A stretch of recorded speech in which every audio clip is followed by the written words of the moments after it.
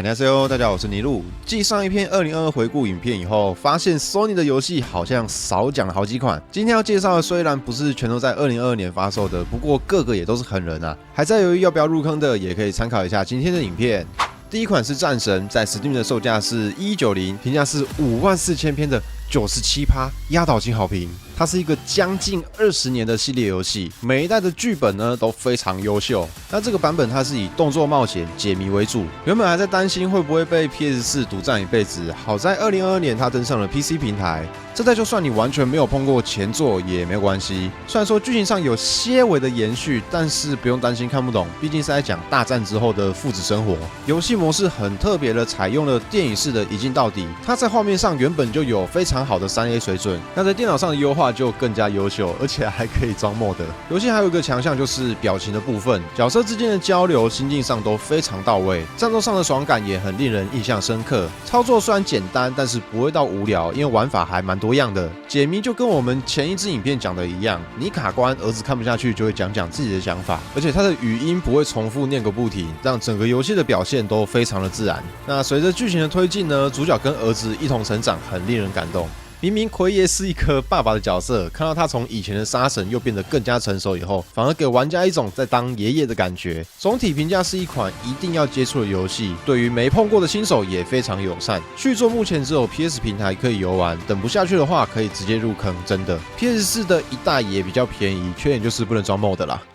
漫威蜘蛛人 PC 重制版原价1490台币，Steam 的评价是35000篇的97%，压倒性好评。哇 ，Sony 的游戏怎么都那么顶啊！这款真的是做得厉害啊 ！PC 上的最高画质，只要你的电脑规格够顶，表现上还会比 PS5 的来得更好。它是一款有着开放世界的第三人称动作冒险游戏，游戏里的动作机制简单好上手，玩家可以轻易的在纽约用蜘蛛丝在高楼之间穿梭。那这游戏其实是有一个传送系统的，但是跑酷的爽感高到让玩家直接舍弃了这项功能。人物的打击感极佳，拳到肉，手把跟音效的反馈、力道的顿点。也是多数游戏做不出来的。空中的连段招式不少，还有很多装备跟技能。技能的升级不像大多数偷懒的游戏一样，只是数值调整而已，而是有更多的花样可以游玩。不过到游戏的大后期，这些东西都还是会全部点满啊。所以主要的游戏特色比较着重于它的战衣，每个套装的功能性都不太一样，像是可以召唤蜘蛛 Bro 或者是操控重力等等。剧情的部分也是相当精良，大多数玩家都只看过电影嘛，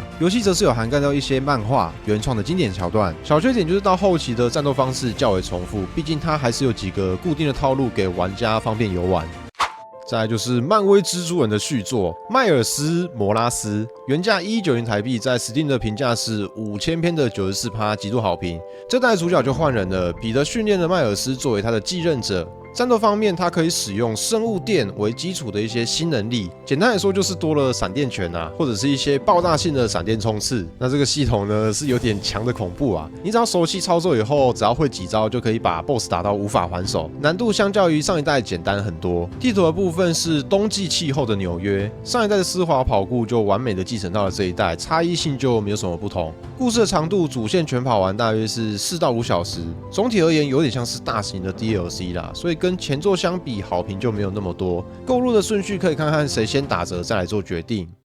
最后生还者 Part 1 重制版目前只能在 PS3、PS4、PS5 玩到，不过接下来将会在2023年3月4号于 PC 平台上推出，售价是1490台币，主要也是在讲末世的丧尸题材。男主角在家破人亡后碰上了一名能免疫病毒的女孩，为了寻找栖身之所而踏上旅途，过程中有很多考验人性的桥段，以及各角色的心境转变，同时还要面对许多战力超强的丧尸变体以及人类组织。每一次的战斗都非常令人紧张，因为即便玩到后期也不会有开无双的感觉。不知不觉，这款也已经是9年前在 PS 上的游戏了。在重置后，画质得到了非常巨幅的提升，操作也更加的人性化。武器的选用、战斗系统比当年还要完善。明明最成功的是它的剧本，却在游戏性上也做出了很大的突破。打击感反馈完全不输给战神、蜘蛛人等等以打架为主轴的游戏。重置版的敌人 AI 变得比以往还要聪明，最核心的剧情也是分毫未动。你将在这个沉浸感十足的末世游戏里扮演乔尔，与艾丽这名陌生的女孩逐渐拉近关系。如果还没有玩过初代版本的话，重置版将会是你最好的选择。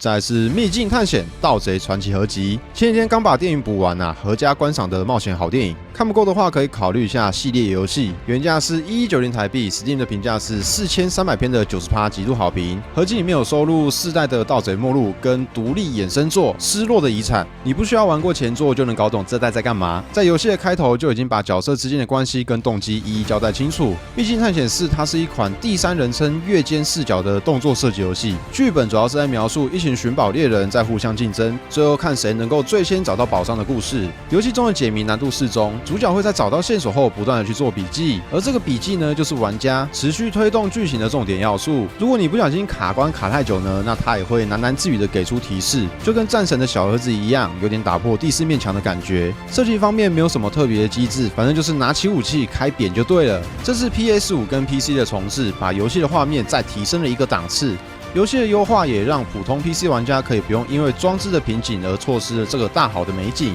喜欢寻宝冒险要素的玩家可以考虑在这代合集入坑。然后是 Days Gone 末日不再，原价1190台币 ，Steam 的评价是超过3万篇的92%极度好评。这款真的是我玩过最猛的僵尸游戏，主线整个玩下来差不多要30到40个小时，剧情比较慢热，但是很有倒吃甘蔗的感觉。玩家将要在游玩的过程中，透过与 NPC 的对话来理解彼此的性格以及经历，不然在陌生人眼中，每个人都会是不想互相帮忙的鸡巴人。这丰富的人设，同时也对一些剧情进行了补充，也让游戏整体的沉浸感更加的强烈。游玩的过程中，其实只有前期比较难受啦，因为主角的血量、体力都比较低，武器弱，子弹又少，摩托车油量不足，难以跟僵尸潮抗衡。但是随着剧情的推进，升级武器、体质、技能，到后面连机关枪都可以拿出来扫射，甚至还有大范围的燃烧弹。敌人的部分不光是狮群，还有个体化的小孩、大人，甚至熊、狗、人类阵营。他们之间的互动关系也有进行设计，还有各自的昼夜习性、光敏度，细节多到晚上你要不要开手电筒这件事情，可能都要先想过一遍。这款不管你喜不喜欢丧尸题材啊，其实都是很值得买的好游戏。再来是地平线期待黎明，还记得这款在某一年陪我度过了整个年假，原价是1190台币 ，Steam 的评价是64000篇的86%极度好评。少数的负评主要来自于上市初期的闪退以及移植后的价格波动问题。它是一款开放世界的动作冒险 RPG， 游戏中主要面对到的敌人都是机械生物，身上的装甲也都有各自的血量，击落后也有几率会掉出升级装备的材料。除此之外，还有一些人类的营地跟遗迹可以探索。隐藏的奖励品收集起来也是非常的多。主要战斗使用的是弓、长矛、弹弓、半手发射器等等几种武器，摇杆的射击难易度不高，几乎都有子弹时间可以让你瞄准。不过这个时期的主角还算是一个菜鸟猎人，所以他的正面交火能力就比较差一点。直接对决打不了的话，其实还有一个潜行的玩法啦，我们可以透过骇客技术让失控的机械生物变成我们的伙伴。续作的话，战斗系统就更加的多元了，只是有几个小问题是2代目前只有在 PS 平台上可以游玩，而且剧情的部分也相当吃重1代铺陈出来的世界观，所以想入坑的玩家还是比较推荐从初代开始入门会比较好。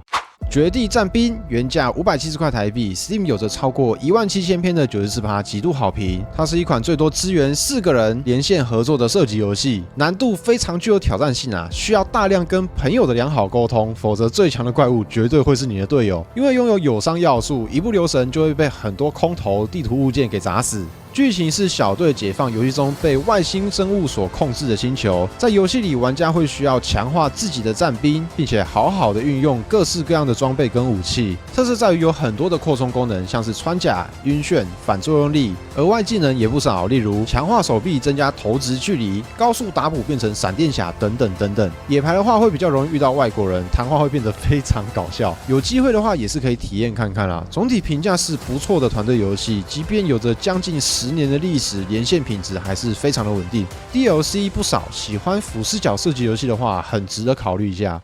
最后一款是《死亡回归》，过去它在 PS5 上独占，售价是1990台币，2023年确定会上架到 Steam 跟 Epic 平台。那它是一款重度的 Roguelike 射击游戏，不能存档，而且每一次的死亡再开都是全新的一局，地图都是由系统随机构成，所以每一把玩起来都会是不一样的体验。好加在的是部分的数据以验证能力会继承下来，所以即便前述的条件这么严苛，玩家还是可以逐渐变强。武器目前已知总共有10种，每一把都有随机的9种强化项目，分阶段来逐一解锁3项。启动方法可以透过不断的使用武器击杀怪物来达成。除此之外，还有同时带有正反效益的寄生虫可以探索取得。剧情的部分，地图中有非常多的物件，你可以拿到他们的文本，收集完以后才能拼凑出完整的故事内容。怪物的部分重复性很低，即便它的外观一样，在不同的地形使用的技能、弹幕、攻击模式也不尽相同。总体的小缺点呢，就是每一场的游戏时间都蛮长的。话虽如此，通关大概只需要耗费18到20个小时，但因为不能存档的关系，所以休息时间都没有算在里面。射击游戏这样长时间玩下来，其实也是挺累人的，所以这款游戏比较推荐无聊开起来打个2把，轻松就好。值得注意的是，前几个月 PS5 有释出双人游玩的 DLC，